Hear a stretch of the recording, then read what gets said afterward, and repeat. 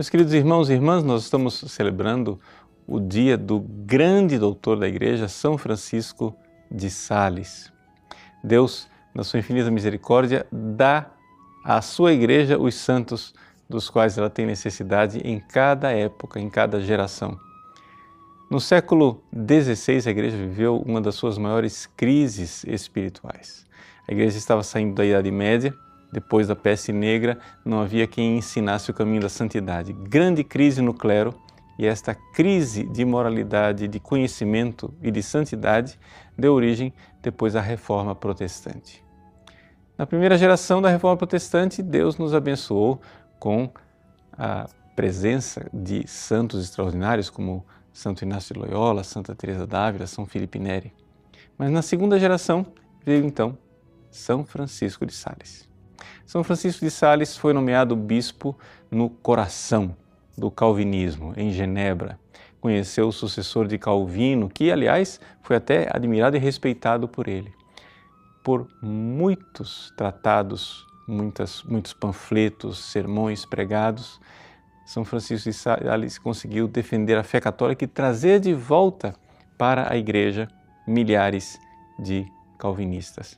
Mas isso lhe custou muita perseguição e muito sofrimento. Mas não foi somente por isso que ele foi doutor da Igreja.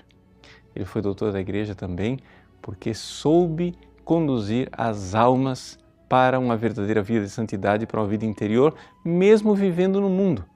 Ele fundou uma congregação, a Congregação das Visitandinas, cuja finalidade era viver uma vida de oração.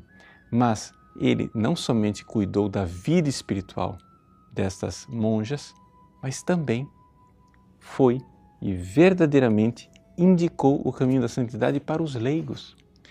É mundialmente conhecido o seu livro Filoteia, Introdução à Vida Devota, em que ele verdadeiramente conduz uma mulher leiga, casada, no caminho da vida espiritual. Aquilo foi escrito inicialmente como um tratado pessoal, uma parenta sua, que lhe pedia conselhos espirituais, mas a realidade é que o conteúdo que estava ali era tão maravilhoso que muitas pessoas pediram que ele publicasse.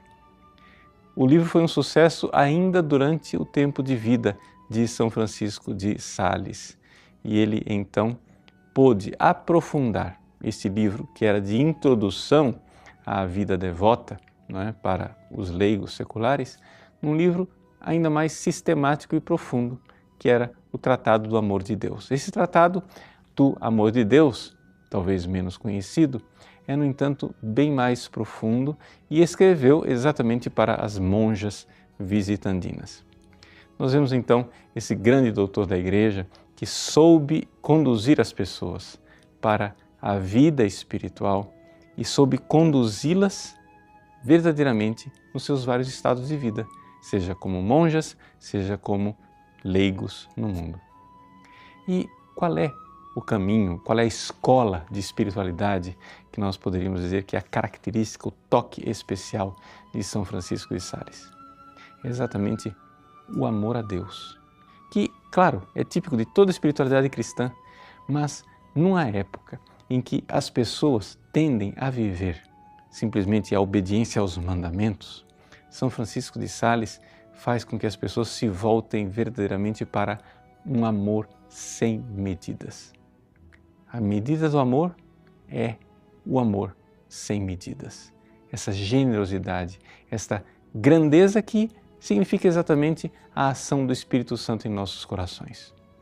Movidos pelo Espírito Santo, nós então temos essa possibilidade de amar a Deus aqui na Terra. Quando São Francisco de Sales tinha 18 anos, ele viveu uma grande crise espiritual, pensando que ele seria condenado ao inferno.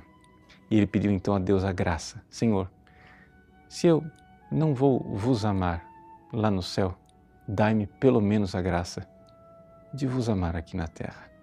E assim, ele foi curado desta sua crise espiritual. Peçamos a Deus igualmente essa graça.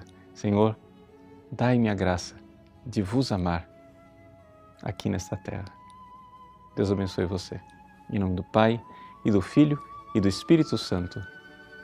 Amém.